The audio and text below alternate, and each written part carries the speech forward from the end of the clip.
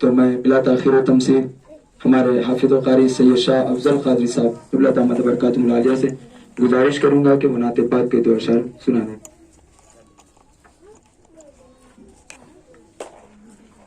السلام علیکم ورحمۃ اللہ وبرکاتہ۔ ایک مرتبہ آواز بلند درود پاک کا نذرانہ پیش کریں۔ اللہم صلی علی سیدنا شفیعنا نبینا حبیبنا کریمنا مولانا محمد وبارک وسلم۔ صلاۃ و سلام علیک یا رسول اللہ صلی اللہ تعالی علیہ وسلم۔ اس کرم کا کروں شکر کیسے ادا، اس کرم کا کروں شکر کیسے ادا، جو کرم مجھ پہ میرے نبی نے کیا، میں سجاتا تھا سرکار کی محفلیں، میں سجاتا تھا سرکار کی محفلیں، مجھ کو ہر غم سے رب نے بری کر دیا، سیدی یا رسول اللہ، سیدی یا حبیب اللہ، سیدی یا رسول اللہ، سیدی یا حبیب اللہ۔ نعت ذوق سید ابرار ہونا چاہیے، سامنے قرآن کا معیار ہونا چاہیے، دل میں بسا ہوا ہے روزہ جمال یار کا۔ بات اچھی تھی تو کیا بولنا ہے؟ دل میں بسا ہوا ہے روزہ جمال یار کا، جی دل میں بسا ہوا ہے روزہ جمال یار کا، سر کو گنبد ہاتھ کو مینار ہونا چاہیے، سر کو گنبد ہاتھ کو مینار ہونا چاہیے۔ آئیے وقت کی تنگی ہے انشاءاللہ اور پلیز گل پوشی کی رسموں کو پوری کرتے ہوئے ہماری کارروائی کو آگے بڑھائیں۔ تو میں بلا تاخیر و تمثیل مولانا نوید الرحمان صاحب حافظ افضل قادری صاحب سے گزارش کروں گا کہ وہ حضرت قبلہ کی گل پوشی فرمائیں۔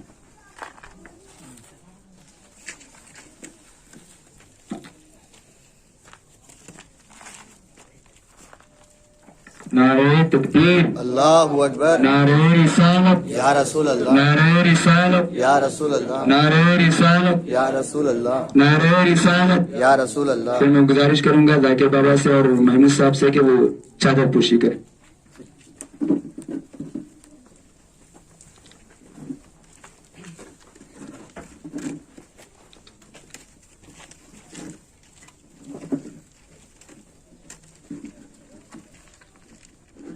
نعرہ تکبیر، اللہ اکبر، نعرہ رسالت، یا رسول اللہ، علماء اہل سنت، زندہ آباد، علماء اہل سنت، زندہ آباد، علماء اہل سنت، زندہ آباد، علماء اہل سنت۔ زندہ آباد۔ بلا تاخیر و تمثیل وہ وقت آ گیا جس کا انتظار ہمیں مہینوں سے تھا، تو بلا تاخیر و تمثیل میں بغیر کچھ کہے حضرت قبلہ کی بارگاہ میں اشعار کے ساتھ میں دے دوں گا کہ کفر کی دھرتی ہلے گی نعرہ تکبیر سے، شرک کی کھیتی چلے گی نعرہ تکبیر سے، نعرہ تکبیر کا نعرہ لگاؤ دوستو، ہر کلی کھلتی ہے نعرہ تکبیر سے، اور پریشان حال لوگوں کو بہلانے والے ہیں، تصور میں مدینے کی طرف لے جانے والے ہیں، پریشان حال لوگوں کو بہلانے والے ہیں، تصور میں مدینے کی طرف لے جانے والے ہیں، حدیثوں کی زبانی سیرت انوار بتائیں گے، لگاؤ نعرہ تکبیر حضرت آنے والے ہیں۔ نعرہ رسالت، اہل سنت، شیر اہل سنت، شیر ممبئی، خلیفہ حضور تاج الشریعہ مفتی سلمان نظری صاحب قبلہ۔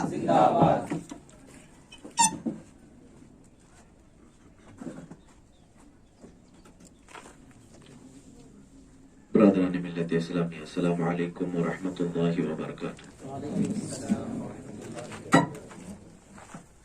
الحمد للہ وکفا وسلام علی حبیبہ المصطفى اما بعد فاعوذ باللہ من الشیطان الرجیم بسم اللہ الرحمن الرحیم کنتم خیر امت اخرجت للناس تأمرون بالمعروف وتنہون عن المنکر وتؤمنون باللہ صدق اللہ مولانا العظیم وبلغنا رسوله النبی الامین المتین المختار الکریم ونحن على ذلك من الشاہدین والشاکرین والحمد للہ رب العالمین۔ بارگاہ رسالت میں آپ صلی اللہ تعالی علیہ وسلم میں درود پاک کا ہدیہ پیش کریں۔ اللہم صلی علی سیدنا و مولانا محمد معدن الجود والکرم وآلہ واصحابہ الکرام وابنہ الکریم وبارک وسلم صلاة دائمة سرمدا ابدا۔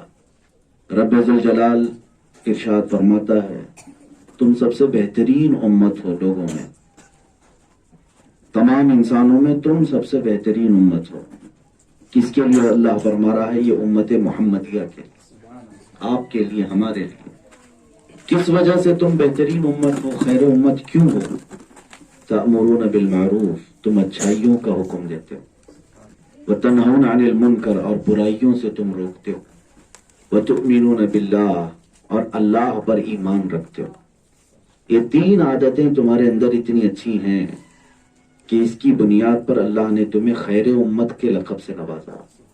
خیر امت کسے کہتے ہیں؟ سب سے بہترین امت۔ میرے عزیزو، رسول پاک صلی اللہ تعالی علیہ وسلم کی امت پوری دنیا کے لیے ایک آئیڈیل بن کر کے آئی ہے۔ آپ پوری کائنات کے لیے ایک نمونہ بن کر کے آئے کہ آپ کو دیکھ کر کے لوگ اپنی زندگیاں سنوار سکیں، یہ نہیں کہ آپ کسی اور کے غلام بنیں۔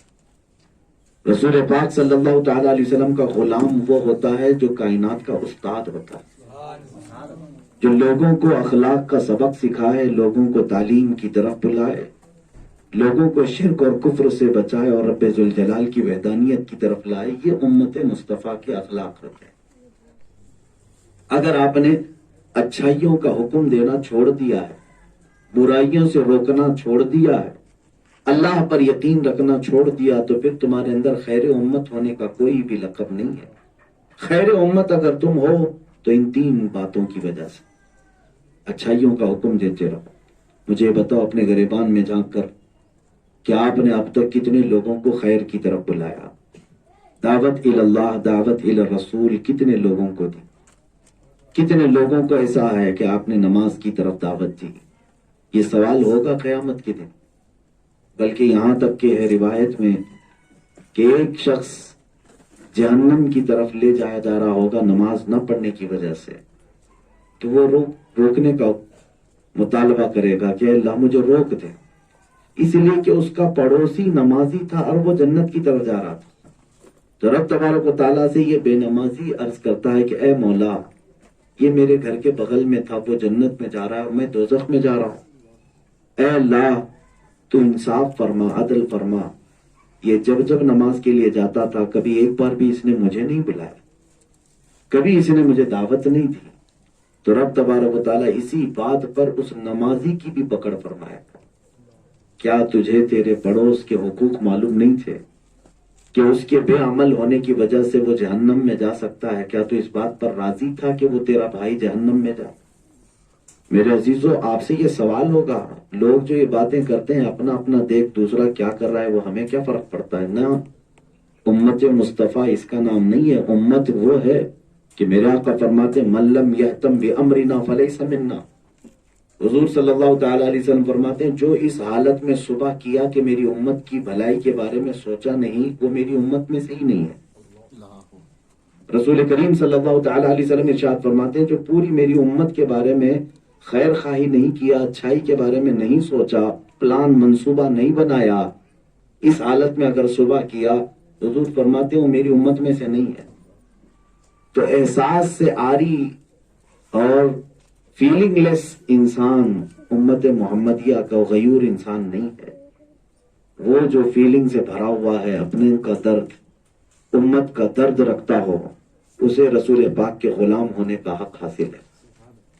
اور اسی لیے میرے آقا صلی اللہ تعالی علیہ وسلم نے فرمایا مثل المؤمن كمثل جسد اذا اشتكى عضو تداعى له سائر الجسد بالسهر والحمى۔ پورے مومنوں کی مثال ایسے ہے جیسے ایک جسم کی طرح کہ اگر ہاتھ کو تکلیف ہو گئی تو پورے جسم میں بخار آتا ہے، پیر میں اگر ٹھوکر لگ گئی تو جسم پورا بیمار ہوتا ہے، سر درد ہو رہا ہے لیکن دل اچاٹ ہو جاتا ہے، پارٹ کوئی بھی اگر ہمارا ڈیمیج ہوا تو جسم کو پورے تکلیف ہوتی ہے۔ حضور پاک صلی اللہ تعالی علیہ وسلم فرماتے مومنوں کی مثال ایسی ہے، ایک مومن کو درد ہو تو پورے مومن اس کے جسم کی طرح ہیں، سب کو بیمار ہونا چاہیے، سب کو فکر کرنا چاہیے۔ یہاں تو اب ہماری لاشیں بکھر رہی ہیں، یہاں تو اب ہمارے ٹکڑے اڑائے جاتے ہیں، فلسطین، کشمیر، برما، افغان، عراق، یمن، شام، یہ وہ علاقوں کے نام میں بتا رہا ہوں جہاں امت مصطفیٰ کے ساتھ خون کی ہولی کھیلی جاتی ہے. چھوٹے سے بچوں کو بہت کم عمری میں یتیمی کا داغ دے دیا جاتا ہے. ماں بھی چھین لی جاتی ہے، باپ بھی چھین لیے جاتے ہیں. کشمیر کے حالات اس قدر سخت ہیں. ہم ہندوستان میں رہتے ہیں. تو مجھے بتاؤ اے مسلمانوں، اگر ہم مومن ہیں تو کب ہماری راتوں کی نیند اڑ گئی ان کو یاد کرتے ہوئے؟ کب ایسا ہوا کہ ہمارا کھانا ہمیں پھیکا لگنے لگا؟ کب ایسا ہوا کہ ہمارے دسترخوان سے دل اچاٹ ہو گیا کہ میرے کچھ بھائی شام میں ایسے ہیں جن کو دوا تک نہیں مل رہی، بیمار ہیں اور بیماریوں میں مر جاتے ہیں. عراق میں نے خود دیکھا ہے، جنازہ اٹھانے کے لیے 4 لوگ بھی نہیں ملتے. 4 لوگ بھی نہیں ملتے، اتنی موت عام ہو چکی. تو کبھی ہم نے امت کا یہ درد اپنے دل میں رکھا ہوتا تو ایمان کا ذوق کیا ہوتا، ایمان کی شیرنی کیا ہوتی، وہ آپ محسوس کرتے. فیلنگ لیس انسان کا نام امت محمدیہ نہیں ہے، یا سیلفش آدمی کا نام نہیں ہے. خیر الناس انفع الناس، میرے آقا نے فرمایا تم میں سب سے بہترین آدمی وہ ہے جو لوگوں کو زیادہ نفع دے سکتا. تم نفع نہیں دے سکتے تو پھر کس کام کے آدمی؟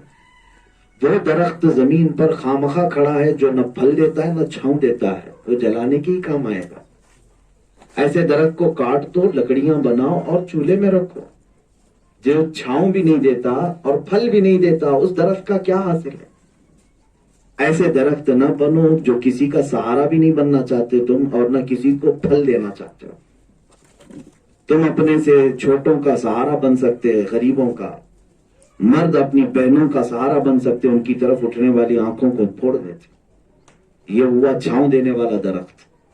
اور اگر اللہ نے تمہیں علم یا دولت سے نوازا ہے تو یہ بانٹ کر کے دوسروں کو پھل دے رہے تھے. وہ درخت ہو تم جن کو کاٹ کر کے بھی چولہے میں جلانا چاہیے. کباڑ خانے میں رکھی جانے والی مشین جو کام نہیں کرتی، میرے عزیزوں، آج میں خاص طور پر آپ تحریک انوار رضا کے ممبر حضرات، تقریباً وہی ہیں، اسٹوڈنٹس ہیں، بچے اور بچیاں ہیں، میں آپ سے مخاطب ہوں. یہ کوئی جلسہ نہیں ہے، بلکہ آپ کو ایک تربیت کا ماحول میں دینا چاہتا ہوں کہ آپ کس لیے کھڑے ہیں. بہت خوشی کی بات ہے کہ آپ تنظیم لے کر کے چل رہے ہیں، لیکن تنظیم کے حقوق کو سمجھ کر کے چلیں تو یہ تنظیم جو 10 سالوں میں کام کر سکتی ہے، میں سمجھتا ہوں احساس جس دن آیا وہ 10 دن میں ہو جائے گا. جس دن احساس بیدار ہو گیا، بڑے سے بڑے کام تمہارے صرف 10 دنوں میں ہوں گے. اس لیے بہت سارے لوگ ممبر تو بنتے ہیں تو صرف ایک نام کے لیے، اور صرف سال میں ایک مرتبہ جلسہ اور پروگرام کرانے کے لیے، یا پھر میلاد اور 11ویں آئے تو کھچڑا اور نیاز کرانے کے لیے، یا کسی کا عرس کرانے کے لیے. امت کا کام صرف یہ نہیں ہے میرے عزیز. تمہارے اور بھی کام ہیں جو تمہارے کندھوں پر اللہ نے رکھے ہیں. ادعو الی سبیل ربک بالحکمہ، اپنے رب کی طرف بلاؤ لوگوں کو حکمت کے ذریعے سے. آپ اپنے دامن میں، اپنے حساب میں، کیلکولیشن میں مجھے بتاؤ. آپ میں سے بہت سارے ایجوکیٹڈ ہوں گے، اسکول اور کالج گئے ہوں گے، ہو سکتا ہے کچھ یونیورسٹیز کا بھی رخ کیے ہوں گے. مجھے یہ بتاؤ، اتنی تمہاری ایج یہاں تک گزر چکی، کب ایسا ہوا کہ میں نے کسی نان مسلم کو اللہ کا تعارف کرایا ہو، انٹروڈکشن کرایا ہو، میں کس خدا کی عبادت کرتا ہوں؟ ڈرتے ہو تم. ایک غیر مسلم کے ساتھ بیٹھ کر کے اپنے خدا کی تعریف تک نہیں کر سکتے. اللہ کون ہے، اللہ کی کیفیت کیا ہے، اللہ کی طاقت و قوت کیا ہے. بلکہ وہ باطل جماعتوں پر ہو کر سرے عام پرچار کرتے ہیں، اور تم حق جماعت پر ہو کر اپنے خدا کی تعریف تک نہیں کرتے. رب تبارک و تعالیٰ کون ہے؟ تم کبھی یہ سوچتے ہو کہ میرے بولنے سے کیا ہوگا؟ یہ ہندو مسلمان تھوڑی نہ ہو جائے گا، حالات اتنے سخت ہیں. اے میرے عزیز، تم اپنی حیثیت پر کبھی بھی نہ دیکھنا، رب کی قوت بہت بلند. حضرت ابراہیم علیہ السلام کو خانہ کعبہ بنانے کے بعد اللہ نے فرمایا وَأَذِّن فِي النَّاسِ بِالْحَجِّ، لوگوں کو آپ حج کی طرف بلائیے. جبکہ وہاں ایک گھر بھی نہیں تھا مکہ میں، سوائے ابراہیم و اسماعیل علیہ السلام کے کوئی نہیں تھا وہاں پر. پھر بھی اللہ نے فرمایا آپ بلائیے لوگوں کو. کہاں سے بلاتے؟ مائک تھا، فون تھا، انٹرنیٹ تھا. انہوں نے عرض کیا کہ مولا دور دور تک یہاں کوئی آبادی نہیں. اللہ رب العزت نے فرمایا ابراہیم ہم نے فرمایا تم آواز دو، بلاؤ، آواز دینا تمہارا کام ہے، پہنچانا ہمارا کام۔ سبحان اللہ، سبحان اللہ۔ حضرت ابراہیم علیہ السلام نے حج کے لیے پکارا لوگوں کو، حدیث پاک میں ملتا ہے پوری دنیا میں حضرت ابراہیم علیہ السلام کی آواز اللہ نے پہنچائی، یہاں تک کہ جو ماؤں کے پیٹ میں تھے، باپ کی پشت میں تھے، ان روحوں کو بھی اللہ نے ان کی آواز سنائی، اور جس نے لبیک کہا ان کی آواز پر وہ حج کے لیے جاتا ہے آج۔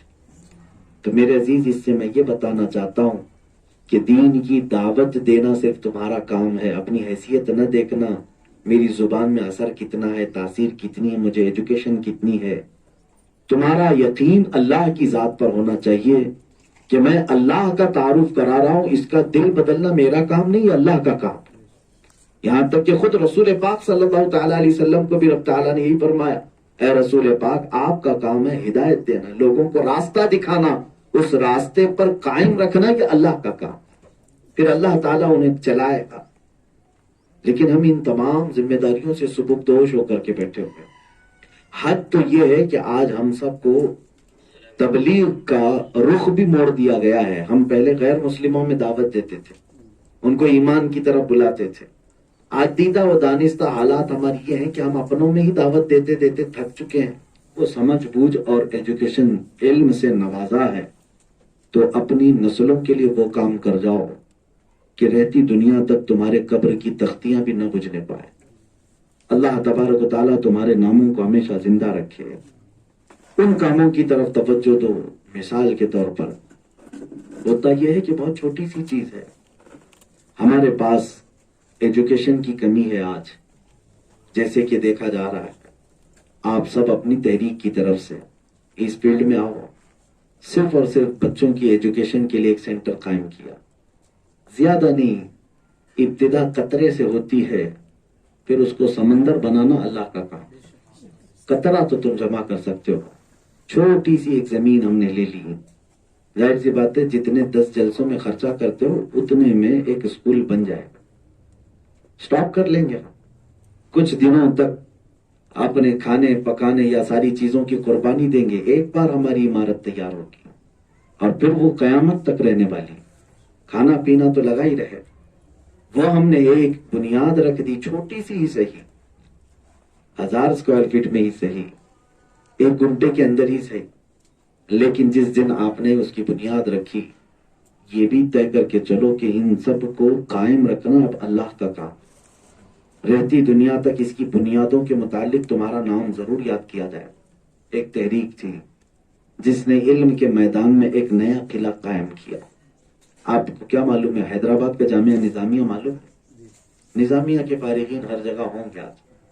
انوار اللہ شاہ فاروقی رحمۃ اللہ علیہ جنہوں نے نظامیہ قائم کیا، یہ کوئی جامعہ نظامیہ نہیں تھا، کرائے کے گھر میں شروع کیا ہوا مدرسہ ہے، کرائے کے گھر میں شروع کیا ہوا مدرسہ ہے۔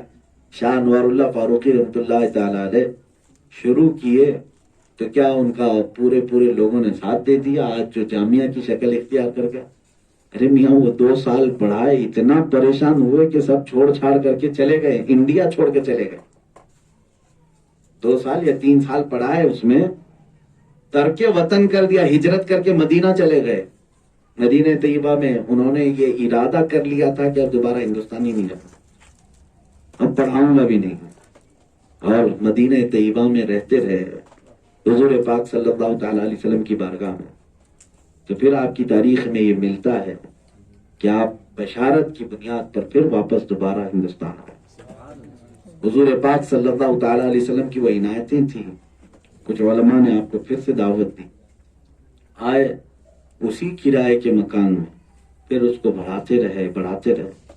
افراد جب بن جاتے ہیں تو یوں سمجھ لیں کہ ہزاروں مدرسے بن جاتے ہیں۔ یہی کام جامعہ اشرفیہ مبارک پور کے بانی حضور حافظ ملت نے فرمایا۔ حافظ ملت ایک عالم دین ایسے ہیں، ان کا وطن بھوجپور مراد آباد، اور آئے ہیں اعظم گڑھ مبارک پور میں۔ مبارک پور کی زمین سنگلاخ، بڑے اختلافات تھے، وہاں پر آپ نے بھی ایک کرائے کے مکان میں شروع کیا۔ کرائے کے مکان میں جن کو پڑھایا ہے وہ کون ہے جانتے ہیں؟ حافظ ملت جن کو پڑھائے ہیں کرائے کے مکان میں پڑے ہوئے، ایک علامہ ارشد القادری ہیں، کرائے کے مکان میں پڑے ہوئے ہیں۔ बहरुल-उलूम मुफ्ती अब्दुल मन्नान साहब हैं, उसी किराए के मकान में पढ़े हाफिज मिल्लत से शेखुल इस्लाम मदनी मियां साहब, उसी किराए के मकान में पढ़े अल्लामा कमरुज़्ज़मान खान आज़मी साहब, उसी किराए के मकान में पढ़े सैयद कुमैल अशरफ साहब के छोचवी, उसी किराए के मकान में पढ़े अशरफुल उलमा हामिद अशरफ साहब, उसी किराए के मकान में पढ़े मुहद्दिस कबीर अल्लामा ज़ियाउल मुस्तफ़ा साहब। एक दो नहीं गिनाऊं तो एक लंबी फहरिस्त है। छोटे से मकान में शागिर्दों को तैयार करते रहे, उनमें का एक एक शागिर्द इतना जबरदस्त है कि लाखों उनके मुरीदीन मौजूद। ये अफराद बनाने की कुव्वत एक ने शुरू किया। इसीलिए सच कहा शायर ने, जिसने पैदा किए कितने लालो को हर, हाफिज दीनो मिल्लत पे लाखों सलाम। काम कुछ ऐसा होना चाहिए, काम कुछ ऐसा हो कि आप पकाएंगे खिलाएंगे लोगों को, ये सब भूल जाएंगे। एक बात याद रखना, मैं अक्सर नौजवानों से कहता हूं, मेरी इन बातों का गलत मफहूम ना निकाला जाए कि ये मौलाना तो हमेशा 11वीं नियाज कीचड़ों के खिलाफ बोलते हैं। कुछ लोगों को तकलीफ होती है, मैं उनके खिलाफ नहीं बोलता हूं मेरे अजीजों, मैं इस बात के खिलाफ हूं कि तुम पूरा दीन का काम खिचड़े को क्यों समझ बैठे।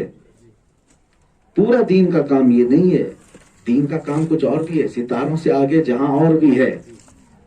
होता यह है, मिसाल के तौर पर मैं बताऊं, चलें पैसे मेरे पास आ गए, मैंने दोपहर का खाना बड़े पैमाने पर बनाया, सबको दावत दी, ये कागज नगर वाले खा लिए। मुझे बताओ रात को भूख लगेगी कि नहीं लगेगी? लगेगी। चले रात का भी खा लिया था, अपने दोपहर में इतना खा लिया था कि रात को जरूरत नहीं, लेकिन दूसरे दिन नाश्ते में तो लगेगी। यानी कल खाया हुआ दोपहर का खाना सुबह दूसरे दिन के नाश्ते तक आपके पेट में नहीं, एक वक्त खाएगा, उसके बाद फिर वो वक्त गुजरते भूल जाएगा। अच्छा चले नहीं खिलाया आपने, नहीं खिलाया, मुझे बताओ आपकी जिंदगी में कभी ऐसा हुआ होगा मसरूफियत की वजह से या किसी वजह से दोपहर का खाना नहीं खाया, भूख बहुत लगी थी खाना नहीं मिला, रात आई और फिर खाना मिल गया, वो दिन याद है आपको कभी कि फलां दिन भूख लगी थी, मेरा इतना नुकसान? नहीं, वो भी भूल जाता है आदमी। खाना मिला तो भी भूल गया, नहीं मिला तो भी वक्ती तौर पर भूख लगी और फिर दोबारा खाना मिल गया तो भूख भी भूल गया। तो खाना इंपॉर्टेंट नहीं है, लेकिन एक बंदे को अगर तुमने इल्म नहीं दिया, इल्म नहीं दिया, तो फिर यूं समझ लें कि उसकी नस्लें रोएंगी इस बात पर। तो जहालत का तुमने दाग दिया है, एक बार खाना नहीं दिया चल सकता था, लेकिन इल्म नहीं दिया उस बंदे को, तो गोया कि उसकी सारी रूहानियत तुमने खत्म कर दी। हाँ, अगर इल्म दिया आज, तो फिर इसको कब्र में जाने तक कोई उसके सीने से निकाल नहीं सकेगा। आज दोपहर का खाना रोटी खाओ, बिरयानी खाओ, कुछ भी खाओ, दूसरे दिन तक हजम हो जाएगा, खत्म हो जाएगा। लेकिन आज मुझे तकरीबन 21 साल हो गए, मेरे उस्ताद ने मुझे हिफ्ज़ कुरान कराया, मैं हाफिज कुरान बना। मुझे बताओ पूरे के पूरे कागज नगर वाले मिल करके मेरे सीने से एक पारा निकाल के दिखाते हैं, निकाल सकेंगे? एक आयत निकाल सकेंगे? वो अल्लाह ताला है जो इल्म को महफूज रखता है। मैं अगर 21 साल से तरावी सुनाता हूं, तो जाहिर सी बात है कि मेरे उस्ताद ने वो चीज मुझे दिया है जो दुनिया कभी मुझसे छीन नहीं सकती। अगर रोजाना मुझे वो नाश्ता करा रहे होते, खाना खिला रहे होते, आज मुझे वो याद भी नहीं रहता कि क्या क्या नाश्ता खिलाया था उन्होंने, क्या क्या खाना खिलाया था, मैं भी भूल जाता। लेकिन वो इल्म दिया जो कभी नहीं भूला जा सकता। तो कुछ वो काम करो ए नौजवान, खिलाना, पकाना, पहनाना सवाब जरूर है, लेकिन दीन का कुल काम ये नहीं है। एक डिपार्टमेंट हो, हाँ अब तो हो क्या गया है, खिलाने का जो मामला है, जैसे लंगर होता है कि नहीं आपके होता है? हाँ सुनिए, लंगर की असल अब हकीकत क्या है। लंगर जो है अब सवाब की नाम से नहीं होता, बल्कि एक एंटरटेनमेंट के लिए होता है। लंगर का असल मकसद क्या है जानते हैं? आपने 100 किलो खाना बनाया, बिरयानी बनाई, होता यही सवाब की नीयत से सब आते हैं, और आते हैं उसको कहते हैं लंगर ले लो, फातिहा कर। मियाँ किसको खिला रहे हैं? सब पेट भरों को खिला रहे हैं।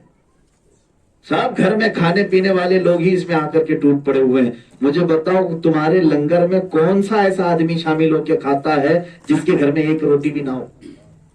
सवाब उस वक्त होता तुम्हारे लंगर का جب ایسے مسکین کے پیٹ میں لقمہ جاتا جس کے گھر میں ایک روٹی بھی نہ ہو، ایسا ہوتا ہے؟ بلکہ سب اچھے اچھے پکانے کھانے والے اپنے گھروں کے مالدار لوگ ہیں اور دن بھر کھاتے پیتے رہتے ہیں، سال بھر اپنے گھر میں کھا رہے تھے، تھوڑا سا مزاج بدلنے کے لیے میدان میں آ کے کھا رہے ہیں، یہ انٹرٹینمنٹ کر رہے ہیں۔ انٹرٹینمنٹ کرنے کو آپ نے ثواب سمجھ لیا۔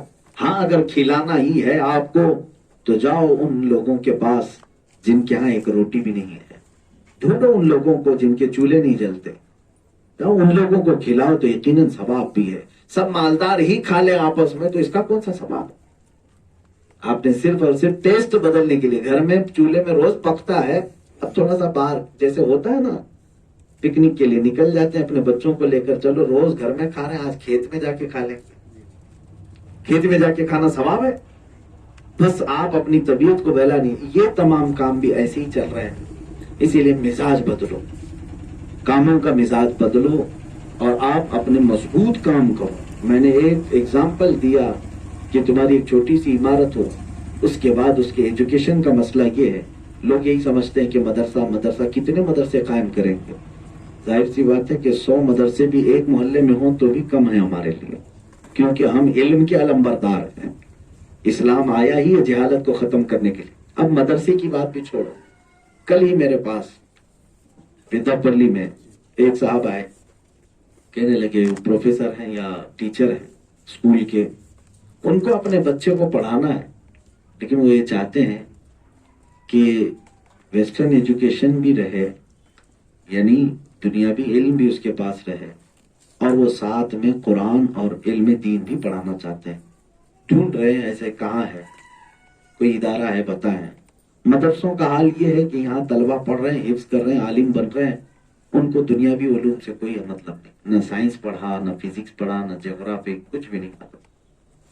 اور جو کالج میں ہیں وہ ایک ہی لائن میں چلے گئے، ان کو قرآن کیا ہے یہ نہیں معلوم، حدیث کیا ہے یہ نہیں معلوم، اصول فقہ کسے کہتے ہیں، اصول حدیث کسے کہتے ہیں نہیں معلوم۔ ہم نے یہاں پر بڑا پارٹیشن ایک قائم کر لیا ہے، دین کا علم الگ کر دیا، دنیا کا علم الگ کر دیا، جبکہ اسلام میں دین اور دنیا کے علم دو الگ الگ قسمیں نہیں ہیں، علم ایک ہی ہے۔ اس کی تقسیم تو یہ یہودیوں نے کر دی بات۔ کالج پڑھنے والا اگر اللہ کی رضا کے لیے پڑھ رہا ہے، سائنس پڑھ رہا ہے، وہ دینی علم ہے، اور اگر قرآن کا حفظ کرنے والا پیسے کمانے کے لیے پڑھ رہا ہے تو یہ دنیاوی علم ہے۔ نیت سے تمہارا علم بدل سکتا ہے، باقی علم تو ایک ہی ہے، چاہے آپ فزکس پڑھیں، جغرافک پڑھیں، کیمسٹری پڑھیں، یا پھر علم اصول حدیث پڑھیں، فقہ پڑھیں، تفسیر پڑھیں، علم ایک ہی ہے جس سے اللہ کی معرفت حاصل۔ اب میں جو بات کہنے جا رہا ہوں، ان صاحب سے میں نے کہا کہ آپ آج ڈھونڈ رہے ہیں ایسا ادارہ کہاں، مجھ سے مشورہ لے رہے ہیں کہاں ڈالوں۔ وہابیوں کے بہت سارے ایسے ہیں مدرسے جہاں وہ یہ دونوں ایجوکیشن دینے کی بات کرتے ہیں، اٹریکٹ کرتے ہیں، ہم کہاں لے کر کے جائیں؟ اگرچہ وہ ایک اسکول ٹیچر ہوں گے، میں نے ان سے ہی کہا کہ آپ خود ہی کیوں ابتدا نہیں کر لیتے، ایک کمرہ لے لیں، 10 بچوں کو شروع کرتے ہیں۔ وہ شوق میں آ گئے، کہا میں کر سکتا ہوں، ہاں بالکل کر سکتے ہیں، آپ کریں۔ میں آپ کے ذہن کو بدلنا چاہتا ہوں۔ آج آپ کو اپنے بچوں کی فکر ہے، 2 بچے ہیں آپ کے، آپ نے ایک کمرہ لیا اور اس میں آپ نے ان کو حفظ قرآن کے ساتھ اسکول کی تعلیم دینا شروع کیا۔ چند دنوں کے بعد آپ کی طرح جو گھوم رہے ہیں، ڈھونڈ رہے ہیں، ان سب کے اوپر سے بھی یہ ذمہ داری ختم ہو جائے گی، ان سب کے لیے بھی آپ ایک مرکز بنیں گے، آگے کی نسلیں آپ کو یاد رکھیں گی۔ کام تو آپ اپنے بچوں کے لیے کر رہے ہیں لیکن نفع اس کو امت مصطفیٰ پہ بھی ہوگا۔ آج یہ بھی ایک موٹیویشن جس کو کہا جاتا ہے، یعنی ایک طرح اپنا دماغ چینج کرنا، کام کا طریقہ بدلنا۔ آپ حضرات بھی یہ کر سکتے ہیں۔ میں مصر میں جامعہ ازہر کو دیکھا جہاں میری تعلیم ہوئی 4 سال، میرے استاد کئی ایسے استاد، حضرت محدث مصر ہیں، یسری رشدی نام ہے ان کا، اور جامعۃ الازہر مسجد الازہر میں بخاری شریف کا درس دیتے ہیں سالوں سے، لیکن وہ ایک بہترین ڈاکٹر ہیں، بون اسپیشلسٹ، وہ ہڈیوں کے ڈاکٹر ہیں، ہڈیوں کے ماہر جراح ہیں، یعنی وہ سرجری کرنے والے ڈاکٹر ہیں، لیکن وہ مسجد ازہر میں بخاری کا درس بھی دیتے ہیں۔ تفسیر کے ہمارے استاد ہیں، وہ بہترین انجینئر ہیں، اور علم تفسیر میں ماہر ہیں اور استاد بھی ہیں جامعہ ازہر کے. ایک تو نہیں بہت مثالیں ہیں. وہاں انہوں نے علم کو ایسا رکھا ہے. جامعہ ازہر میں تقریباً 56 فیکلٹیز ہیں، جیسے سائنس، آرٹس، کامرس، یہ 3 فیکلٹی اسٹریم آپ دیکھتے ہیں. 56 فیکلٹیز وہاں پر ایک ہی کالج کے اندر ہیں. جامعہ ازہر میں 4.5 لاکھ اسٹوڈنٹس ہیں اس کی، ورلڈ کی سب سے بڑی یونیورسٹی. لیکن ان کی ایک شرط یہ ہوتی ہے، میڈیکل کرے، انجینئرنگ کرے، فارمیسی میں جائے، کسی میں بھی جائے، لیکن 4 سال کا اگر اس کا کورس ہے، جیسے ڈگری گریجویٹ ہمارے لیے بھی کمپلسری تھا، ہم بھی 4 سال گریجویٹ کیے. تو اس گریجویشن میں ان کی طرف سے قانون ہے، ہر سال 7.5 پارے حفظ کرنا کمپلسری ہے. MBBS 4 سال کا ہے، وہاں پر 4 سال کا MBBS ہے اور 7.5 پارے اس کو ہر سال حفظ سنانا ہوگا. چوتھے سال جب وہ اپنی ڈاکٹریٹ کی ڈگری لے رہا ہوگا وہ حافظ قرآن ساتھ میں ہوگا. سبحان اللہ سبحان. یہ ایک کمبائنڈ ایجوکیشن کا بہت ہی بہترین ہم نے وہاں سنگم دیکھا. اس کانسیپٹ کو آپ کیوں نہیں لے کے چلتے؟ ہماری یہ دین پورا الگ، ہمارا یہ دنیا پوری الگ کیوں ہو گئی؟ یہ پارٹیشن کو مٹاؤ، اس پارٹیشن کو مٹاؤ کہ دینی علوم صرف مولوی حضرات کے پاس ہے، دنیاوی علوم صرف کالج والوں کے پاس ہے. ایسا کیوں ہے؟ اس پارٹیشن کو مٹانے کے لیے ہونا یہ چاہیے کہ آپ نہ اسکول قائم کریں نہ مدرسہ قائم کریں، کوئی ایک ایسی چیز ہو جہاں یہ دونوں خود بخود قائم ہو جائے. یہ میں تحریک انوار رضا کو میرے ایک چھوٹے سے اس بیان کے دوران مشورتاً پیش کر رہا ہوں. باقی رہی بات قدم آگے بڑھانا یہ تمہارا کام ہے اور مکمل کرنا یہ اللہ کے ذمہ کرم ہے. اور دوسری بات آپ سب سے میں یہ گزارش کروں گا، اس میں لڑکیاں بھی ہیں لڑکے بھی ہیں. سب سے پہلی چیز، اس وقت تک تم دوسروں کو بدل نہیں سکتے جب تک خود اپنے آپ کو نہیں بدلتے. آپ کو خود کو کچھ قربانیاں دینی پڑے، کچھ نہ کچھ اپنے آپ میں بدلاؤ لانا پڑے گا. تم سیریس جب تک نہیں ہوتے دوسروں کے اوپر تمہاری بات اثر نہیں کرے. آپ ہنسی مذاق کو چھوڑیں تھوڑی دن کے لیے، سیریس ہو جائے. آپ اپنے خواہشات کو ترک کر دیں تھوڑے دنوں کے لیے. ظاہر سی بات ہے شیطان 1000 ورغلائے گا. تیری ہی عمر کے، تیری ہی ایج کے دوسرے عیاشی کر رہے ہیں، نوجوان بہترین فیشن کرتے ہیں. مجھے کیا ہو گیا ہے کہ میں ادھر آ گیا، مولوی طرح بن گیا. یہ وسوسے شیطان ڈالے گا تمہارے اندر، لیکن تم اسی وقت یہ خیال کرنا کہ اس کی اور میری زندگی میں زمین آسمان کا فرق ہے. میں نے اپنا نام رسول پاک سے جوڑا ہوا ہے، سبحان اللہ. اس نے اپنا نام فلمی ہیرو دنیاؤں سے جوڑا ہوا ہے. اسے اس کی زندگی مبارک، مجھے میرے رسول کی زندگی مبارک. سبحان. تسلی آ جائے گی. جس دن بھی تمہیں کوئی وسوسہ آئے کہ میں کیوں نہیں فیشن کر سکتا، لڑکیاں بھی میں کیوں نہیں فیشن کر سکتی، میں کیوں کھلے عام نہیں گھوم سکتی، کیونکہ ہماری سہیلیاں دوسری لڑکیاں ہیں جو کھلے عام آتی ہیں، بازاروں میں گھومتی ہیں، وہ اپنے میک اپ پر پورا کا پورا خرچ کرتی ہیں، وہ فنکشنوں میں کھلے عام آتی ہیں. تو میری بھی تو خواہش آتا میں بھی کبھی کروں. جب ایسا خیال آئے تو اس دن اتنی بات یاد رکھنا کہ اگر تم بھی وہی کرنا چاہتی ہو تو ایک قربانی تمہیں دینی پڑے گی. وہ کیا ہے کہ اپنا نام کنیزان فاطمہ میں سے الگ کر لو اور پھر ان کے ساتھ جو چاہے کر لو. کائنات کے جھرمٹ میں 7 جنت میں جاؤں گی تو پھر انہیں نہ دیکھنا بلکہ اپنی سیدہ کی طرف دیکھنا. سبحان اللہ. بس یہ خیال رکھنا کہ 1000 ہمیں وسوسے آئے، لوگ ہمیں اپنی طرف کھینچے، ہمیں ان کی طرف نہیں دیکھنا کیونکہ میں نے ان کو کبھی اپنا آئیڈیل مانا ہی نہیں. کفار و مشرکین ہمارے آئیڈیل نہیں ہیں. ہمارے آئیڈیل محمد رسول اللہ کی ذات ہے. رسول کریم صلی اللہ تعالی علیہ وسلم کی لخت جگر سیدہ کائنات فاطمہ الزہرا ہے. اور دوسری بات، آپ خود پڑھنا شروع کرو. تحریک انوار رضا کے ہر ممبر کے لیے میں چاہتا ہوں آپ کمپلسری کر لو آج سے، چاہے لڑکیاں ہوں یا لڑکے. ہم 1 سال کا ٹارگٹ بناتے ہیں. چلو میں لمبا ٹائم دے رہا ہوں، سال بھر کا ٹارگٹ بناتے ہیں. سال میں 12 مہینے آتے ہیں. 12 مہینے ہیں، اس کو ڈیوائڈ کر کے کیا چیز میں دے رہا ہوں آپ کو توجہ سے سنیں. اگلے سال آج کی اسی تاریخ تک میں رسول پاک صلی اللہ تعالی علیہ وسلم کی پوری سیرت پڑھ چکا ہوں گا. یہ ہر ایک کی ذمہ داری ہونی چاہیے کہ میں خود حضور کی پوری سیرت پڑھ چکا ہوں گا. آج سے اگر شروع کریں گے حضور پاک صلی اللہ تعالیٰ علیہ وسلم کی ولادت کے وقت کیا کیا حالات تھے عرب میں، حضور جب پیدا ہوئے تو کیا کیا حالات تھے وہاں پر، کیا کیا بدلا ہے. خالی کیا آپ تقریریں سنتے رہ جائیں گے زندگی بھر، آپ کچھ نہیں حاصل کریں گے. آج تمہارے پاس بہت اچھے موقع ہیں. اللہ تبارک تعالیٰ نے اتنی آسانی اس وقت دیا ہے امت کو، اس سے زیادہ آسانی پہلے کبھی نہیں تھی، کیونکہ آپ کے ہاتھ میں ساری یونیورسٹی آئی ہوئی ہے موبائل کی شکل میں. انٹرنیٹ سے کیا نہیں لے سکتے تم، کیا نہیں لے سکتے. میں اپنے موبائل میں تقریباً 32,000 کتابیں لے کے چل رہا ہوں. شاید وہ کسی گاڑی میں بھی نہ آ جائے، اگر وہ ہارڈ کاپی میں آ جائے، کبھی وہ باہر نکالے جائے تو کتابوں کا ڈھیر لگ جائے گا. لیکن اتنی آسانی ہے، اتنی آسانی ہے کہ جو کتاب چاہے ہم اس کو نکال کر کے پڑھ سکتے ہیں. تو تم اپنے اوقات صرف انٹرنیٹ پر گیم کھیلنے کے لیے رکھے ہو، فلم دیکھنے کے لیے، سیریل دیکھنے کے لیے، ہاں لوگوں کے میم دیکھنے کے لیے، جوکس دیکھنے کے لیے. اس کے لیے موبائل ہے.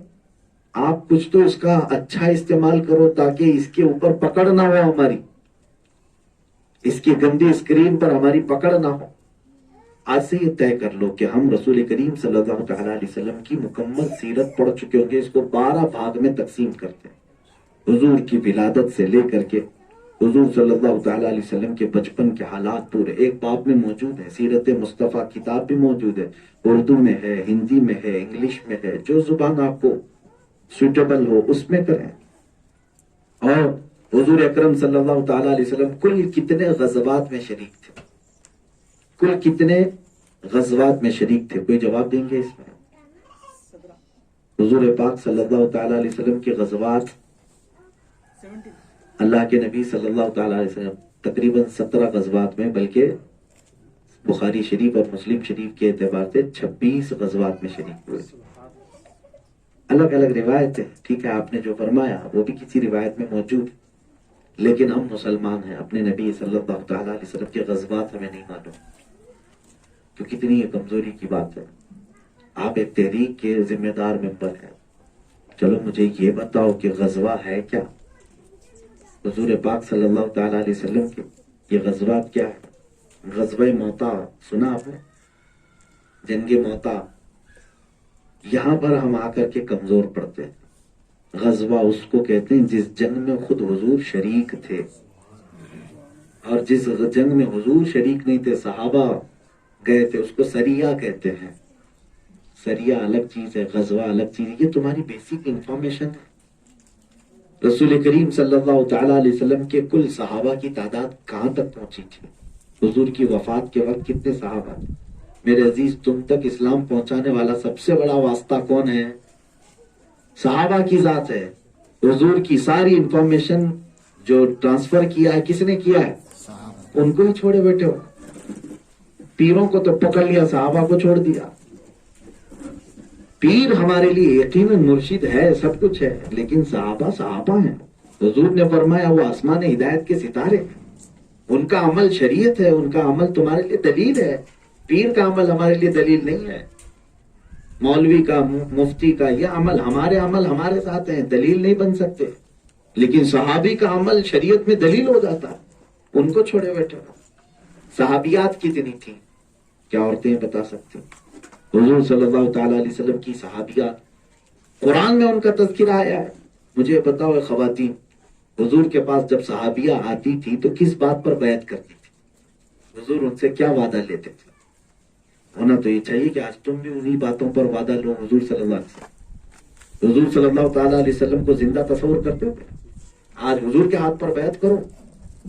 قرآن کہتا ہے یا ایھا النبی اذا جاءک المؤمنات یبایعنک، اے نبی جب مومن عورتیں آپ کے پاس آئیں بیعت کرنے کے لیے تو آپ بیعت کر لیں ان سے. حکم دیا گیا وہ قیامت تک کے لیے ہے. قرآن کب تک کے لیے؟ قیامت، وہ فنا نہیں ہونا ہے. تو کس بات پر؟ الا اللہ یشرکن باللہ شیئا ولا یسرقن ولا یزنین ولا یقتلن اولادہن.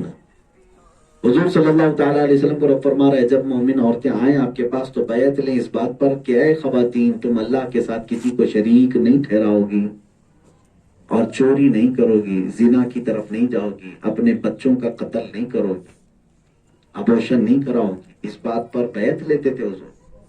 ولا یاتین ببہتان، اور نہ ہی کسی پر بہتان لگاؤ گی، تہمت لگاؤ، زنا کی تہمت نہیں لگاؤ، ولا یعصینک فی معروف، کسی بھلائی میں تم نافرمانی نہیں کرو گی اللہ کی، فبایعہن، اللہ فرماتا ہے اگر وہ اتنی باتوں کا وعدہ کر لے تو اے رسول ان سے بیعت لے لے۔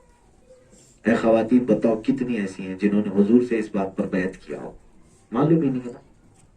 رسول کریم صلی اللہ تعالیٰ علیہ وسلم کی سیرت کا ایک پورا باب ہم نے بند کر کے رکھا ہوا ہے، غزوات نہیں معلوم، حضور صلی اللہ تعالیٰ علیہ وسلم نے کتنے صحابہ کو سریات میں بھیجا یہ نہیں معلوم۔ ارے یہاں تم مہابھارت پڑھتے بیٹھے ہوئے ہو، فضول کی چیزیں، فضول کی چیزیں پڑھتے بیٹھے ہوئے ہو، خود اپنے نبی کی پہلے باتیں پڑھ لو، صحابہ کی سیرت، حضور اکرم صلی اللہ تعالیٰ علیہ وسلم کے ازواج مطہرات اور ان کے اولاد امجاد۔ چلو ایک بیسک چیز ہے، عدد بھی معلوم ہو گئے، ٹھیک ہے کافی، لیکن رسول کریم صلی اللہ تعالیٰ علیہ وسلم مکہ مکرمہ میں کتنے سال تھے؟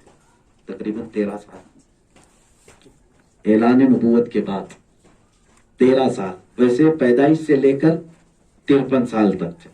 یہ 13 سال جو مکی زندگی کہلاتے ہیں، یہاں کون سے بڑے واقعات پیش آئے حضور کے ساتھ، کیا کیا ہوا 13 سال؟ کچھ نہیں معلوم۔ حضور صلی اللہ تعالیٰ علیہ وسلم کی پہلی شادی کس وجہ سے ہوئی؟ اس شادی کے بعد اثر کیا ہوا؟ حضور نے اسلام کی دعوت شروع کیسے کی؟ کہاں سے شروع کی؟ سب سے پہلے کون ایکسپٹ کیا؟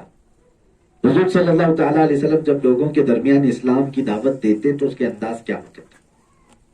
کچھ نہیں معلوم، اور تم لے کر کے چل پڑے بہت بڑا ایک مشن۔ اپنے حضور کو اگر تم نے آئیڈیل بنایا ہے تو پہلے یہ چیز تمہیں معلوم ہونی چاہیے۔ کمپنی شروع کرنے جا رہے ہیں اور بیسک انفارمیشن ہی نہیں معلوم، کیا خاک کمپنی بنے گی؟ کچھ معلومات ہی نہیں ہے تو تجارت کر سکو گے؟ رسول کریم صلی اللہ تعالیٰ علیہ وسلم کے 13 سال کے دوران کتنے لوگ اسلام میں آئے؟ دعوت کیا ہزاروں کی تعداد میں پھیلتی چلی جا رہی تھی۔ پھر حضور کا مدینے جانے کا سبب کیا بنا؟ مدینے جانے کے بعد حضور کتنے سال رہے؟ 10.5 سال۔ جتنی جنگوں کا تذکرہ ہے نا، 26، 25 یا 17، یہ سب صرف 10 سال کے اندر ہوئی۔ مکہ میں ایک بھی جنگ نہیں کیا۔ یہ سیرت ہے رسول کریم صلی اللہ علیہ وسلم۔ ہر غزوہ جو ہوا اس کا پس منظر پڑھو، کیوں ہوا، کارن کیا تھا؟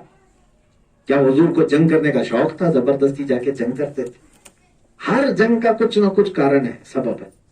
یہ تمہیں آج معلوم کرنا ہے، کیونکہ بعد میں تم کو لوگ دہشت گرد کہہ رہے ہیں۔ تم اس نبی کی امت ہو جو صرف جنگیں کرتے تھے، تم بتاؤ کیوں جنگیں کی؟ آؤ میں بتاتا ہوں۔ بدر کیوں ہوئی تھی؟ احد کیوں ہوئی تھی؟ خندق کیوں ہوئی تھی؟ چھیڑا کون تھا؟ نقصان کس کا ہوا تھا؟ اور اٹھے کیوں تھے مدینے والے؟ آپ کو معلوم ہے؟ نہیں معلوم۔ ان سب چیزوں میں ہم نہ کرتے رہیں گے، کہاں تک نہ کرتے رہیں گے؟ اللہ کے حبیب صلی اللہ تعالیٰ علیہ وسلم اپنے صحابہ کو کہاں پڑھاتے تھے؟ یہ حدیثیں روایت کرنے والے صحابہ میں سب سے زیادہ کون روایت کرتا؟ حضرت ابو ہریرہ رضی اللہ تعالیٰ کہاں بیٹھتے تھے؟ کہاں حضور پڑھاتے تھے؟ جب قبیلے آتے تھے تو حضور ان کا استقبال کیسے کرتے تھے؟ ان کو کن باتوں کی دعوت دیتے تھے؟ یہ تمام باتیں ہیں سیرت کی۔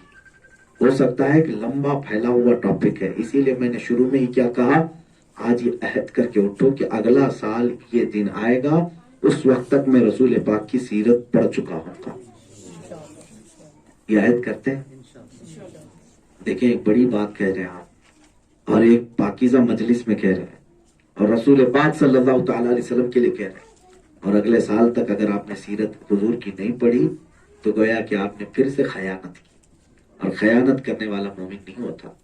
بس آج کے دن اتنی ہی ذمہ داری میں دینا چاہوں گا، پھر اگر مجھے موقع ملا کبھی آنے کا زندگی میں، اللہ نے زندگی باقی رکھی، ضرور آپ کے درمیان حاضر ہوں گا، اور ہو سکتا ہے اس وقت میں وہاں بیٹھا ہوں اور آپ یہاں بیٹھے ہوں، میں آپ سے کچھ سیکھ رہا ہوں اور آپ مجھے سکھا رہے ہیں انشاءاللہ۔ یہ کوئی بڑی بات نہیں، بعید بات نہیں ہے۔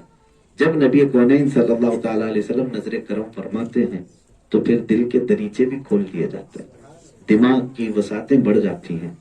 آخری بات عرض کرتا ہوں، منطق ایک علم ہے جس کو لاجک کہتے ہیں، یا اس کو فلسفہ کہیں، فلسفی، ایک بہت ہی خشک علم۔ ہمارے عالم کورس میں بھی ہم نے پڑھا ہے، ہمیشہ اس سے جی چراتے تھے، بھاگتے تھے، اس لیے کہ ایک ٹف بہت زیادہ ٹف، جس طرح سے 10ویں والے میتھ سے بھاگتے ہیں. میتھمیٹکس سب کے لیے بہت ہی گنجلک ہے، یعنی انٹرسٹ نہیں آتا جلدی ایسے ایسے. اور 10ویں میں جتنے لوگوں کے میتھس میں ایگزام ہوئے پھر شاید زندگی میں کہیں وہ یوز میں بھی نہیں آتے. ہو سکتا ہے انجینئر لوگوں کے لیے کہیں کہیں یوز میں آتے ہوں، ورنہ وہ ایک بار ایگزام میں ہو گیا ہو گیا. ایسی منطق بھی ایک علم ہے، پہلے اس کا بڑا رواج تھا. اس منطق کے علم میں ایک کتاب ہے شرح تہذیب، عالم کو شرح تہذیب، سعد الدین تفتازانی، سعد الدین ان کا نام تھا. اب میں کیوں بتا رہا ہوں سنیں. انہوں نے کتاب ایسی ہارڈ لکھی ہے کہ ان کے بعد آنے والوں نے اس کی شرح کی، اس کی گائیڈ لکھی. اس گائیڈ کو بھی بعد والے نہیں سمجھ سکے، گائیڈ کی گائیڈ لکھی گئی. اور بھی نہیں سمجھ میں آئی، گائیڈ کی گائیڈ جو ہم نے پڑھی. اب آپ کو میں بتا رہا ہوں ہمارے زمانے میں وہ اتنے نیچے اتنا تفصیل کے ساتھ جو لکھا گیا وہ بھی ڈیفیکلٹ تھا. تو متن جو اصل ہے وہ کس قدر گنجلک ہے. وہ علم منطق میں لکھی ہوئی کتاب کس نے لکھا؟ ایک سعد الدین. پڑھنے کے زمانے میں نہایت کند ذہن. استاد سامنے نہیں بٹھاتے تھے، پیچھے بٹھاتے تھے، کیونکہ کسی دن سبق یاد نہیں ہوتا تھا، دماغ کمزور تھا. استاد کیا پڑھا رہے ہیں کچھ سمجھ میں نہیں آیا. دوسرے دن سبق سنانے کے لیے بلایا جائے تو سب ادھر کا ادھر، روتے بھی تھے، محنت بھی کرتے تھے، دماغ کمزور تھا. ایک دن استاد نے کلاس سے اٹھا کر باہر بھیج دیا، کہا کہ تو بہت ہی کمزور آدمی ہے، میرے درس تیری وجہ سے رک جاتا ہے، دوسرے طلبہ روک لیتے ہیں، تم باہر چلے جاؤ. تو جیسے ہی درسگاہ سے اٹھایا گیا بہت روئے. کیا میں علم دین حاصل کرنے کے لائق نہیں ہوں؟ راستے میں جا رہے تھے، ایک درویش ملاقات کی. بیٹا کیا ہوا؟ کہا کہ ایسا ایسا ہے، میں بڑی تمنا سے علم حاصل کرنا چاہتا، دماغ کمزور، کند ذہن. تو انہوں نے کیا نسخہ بتایا؟ وہ نسخہ آپ کو بتاتا ہوں. کہا کہ بیٹا کیا بات ہے، یہ سب معاملہ ہے. تو انہوں نے پیٹ تھپک کر کے کہا کوئی بات نہیں، جائے کند ذہنی کی شکایت رسول اللہ سے کر، حضور پاک صلی اللہ علیہ وسلم سے کر. کہا وہ کیسے؟ کہا جا کسی جگہ بیٹھ کر حضور کو کثرت سے یاد کر، درود پڑھ، اور تو ان کو حاضر سمجھ کر کے ان کی بارگاہ میں شکایت کر. تو سعد الدین کہتے ہیں میں یہی کرنے کے لیے نکل پڑا. رات کو جاتا، ایک جگہ بیٹھ کر کے درود جیسی پڑھنے لگتا تو رونا آ جاتا تھا، کم ذہن ہونے کا. میرے عزیزو اسی لیے ہم ہمیشہ تسبیح لے کر کے چلتے ہیں، چاہے کوئی کچھ بھی سمجھے. آپ عادت ڈالیں، ہاتھ میں ہوتی ہے تو درود ویسے ہی پڑھا جانے لگتا ہے. جو کثرت سے درود پڑھتا ہے اس کا دل روشن کیا جاتا ہے، اس کی زبان میں اثر پیدا کیا جاتا ہے، اور اس کا تعلق حضور سے زیادہ قریب ہو جاتا ہے. سعد الدین کہتے ہیں ایک رات ایسی آئی کہ رات کو حضور صلی اللہ تعالی علیہ وسلم خواب میں تشریف لائے. کہا کہ سعد الدین کیا بات ہے؟ رونے لگے. کہا آقا میرا ذہن کمزور ہے، سبق پڑھتا ہوں یاد نہیں ہوتا.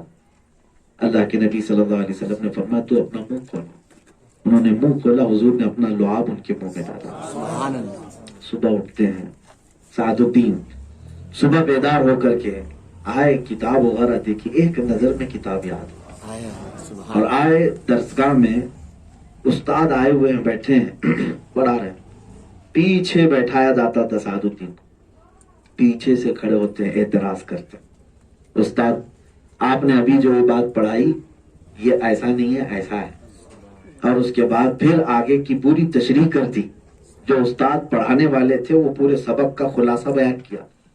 استاد ایک دم چونک گئے کہ کل تک کا کند ذہن اور کمزور ذہن یہ آج مجھ سے زیادہ جانکار کیسے بنا. فوراً بلایا، سعد الدین ادھر آؤ، قریب آؤ. قریب آنے کے بعد اپنے مسند کے بغل میں بٹھائے. کہا جو تم نے کہا کسی سے سیکھ کر کے کہا، کسی نے تم کو یہ پہلے سے پڑھا دیا تھا. پھر آگے کتاب کھولی، اس کا کیا مطلب ہے بتاؤ. پھر کھولی، اس کا کیا مطلب ہے بتاؤ. سعد الدین اس درسگاہ میں علم کے جوہر بکھرتے چلے گئے، بکھیرتے چلے گئے. استاد نے پکڑ کر کے ہاتھ چوم لیا اور کہا اے سعد الدین سچ بتا، یہ مجھے لگتا ہے کہ تیرا حصول کسی استاد سے نہیں ہوا، یہ من جانب اللہ تجھے کچھ عطا کیا گیا ہے. سعد الدین نے بتایا کہ کل خواب میں میرے آقا تشریف لائے اور اللہ کے نبی سے میں نے شکایت کیا، میری کن ذہنی کی، رسول پاک نے اپنا لعاب پاک میرے زبان پر لگایا، اسی کی برکت ہے کہ مجھے یہ علم اللہ نے ویسی عطا کر دیا، دل کے دریچے کھول دیے۔ اس کے بعد سعد الدین تفتازانی کا حال یہ ہے کہ جب وہ کتاب لکھنے کے لیے بیٹھے تو ایسی کتاب لکھ دی کہ آج 300 سال ہو گئے اس کتاب کو پڑھاتے ہوئے، اب تک علماء پسینے چھوٹتے ہیں اس کتاب کو پڑھاتے پڑھاتے۔ وہ ایک سعد الدین تفتازانی ہے، انہوں نے خود اپنا واقعہ بیان کیا۔ اسی لیے میں کہتا ہوں نا امید کبھی مت ہونا، اس لیے کہ ہم اس دربار سے جڑے ہوئے ہیں جس دربار کا دروازہ بند کبھی نہیں ہوتا، اس رسول پاک صلی اللہ تعالی علیہ وسلم کا دروازہ بند کبھی نہیں ہوتا۔ مایوس نہ ہونا، کبھی بھی مایوس نہ ہونا۔ ہاں آزمائشیں آئیں گی، مصیبتیں آئیں گی، لیکن یہ تمہیں اونچا اڑانے کے لیے آئیں گی۔ اقبال کہتا ہے، شاعر مشرق عاشق رسول ہے، کہتا ہے تم دیے باد مخالف سے نہ گھبرائے عقاب۔ عقاب ایک پرندے کا نام، ایگل، یہ اونچا اڑتا ہے، بہت اوپر اڑتا ہے، نظر نہیں آتا اکثر، لیکن کبھی کبھار کیا ہے یہ نیچے آ جاتا ہے، نیچے آ جاتا ہے سستی کرتے ہوئے۔ اونچا اڑنا اس کی شان ہے، تو اس وقت اچانک الٹی ہوائیں چلنے لگتی ہیں، پرندہ ادھر جا رہا ہے، ہوا ادھر آ رہی ہے، تو پھر اس کے پر اسے ہلا کر کے رکھ دیتی ہیں۔ تب پھر وہ کیا کرتا ہے، یہ ہواؤں کا مقابلہ کرنے کی وجہ اوپر اڑ کر کے چلا جاتا ہے، کیونکہ بہت اوپر جانے کے بعد یہ مخالف ہوائیں نہیں آتی ہیں، وہ اپنی منزل پر پھر اوپر چلا جاتا ہے۔ تو اقبال نے اس کی مثال دی، کہا تم دیے باد مخالف سے نہ گھبرائے عقاب۔ تندی کہتے ہیں سختی کو، باد کہتے ہیں ہوا کو، مخالف کہتے ہیں اپوزٹ کو۔ ہاں اپوزٹ کی طرف سے آنے والی سخت ہواؤں سے نہ گھبرا اے عقاب، یہ آتی ہیں تجھے اونچا اڑانے کے لیے۔ کبھی تم چل رہے ہو، اچانک فتنے ایسے آ گئے کہ تمہارا راستہ روک لیا، اس وقت ہونا یہ چاہیے کہ اس کام کی بجائے اب اس سے بڑا کچھ کام اور سوچیں گے، اس لیے کہ یہ چھوٹے کاموں کو یہ ہضم نہیں کر پائیں گے اور ہم عقاب ہیں، اس سے بھی اونچا کام کریں گے۔ تو تمہارے لیے یہی بہت بہترین موٹیویشن کا کام اقبال بھی کرتے ہیں۔ اللہ تبارک و تعالیٰ آپ سب کو سلامت رکھے۔ میں نے بہت زیادہ وقت آپ کا لے لیا، اللہ تبارک و تعالیٰ آپ سب کو دین متین پر استقامت عطا فرمائے۔ اللہ تبارک و تعالیٰ اپنے حبیب پاک صلی اللہ تعالیٰ علیہ وسلم کی سچی اور خیر امت ہونے کا شرف ہمیں عطا فرمائے۔ ہمارے بچوں کو اور بچیوں کو اللہ وہ کام لے جس سے وہ اور اس کے رسول راضی ہوں، کام وہ لے لیجئے تم کو جو راضی کرے، ٹھیک ہو نام رضا تم پہ کروڑوں درود۔ وآخر دعوانا الحمدللہ رب العالمین۔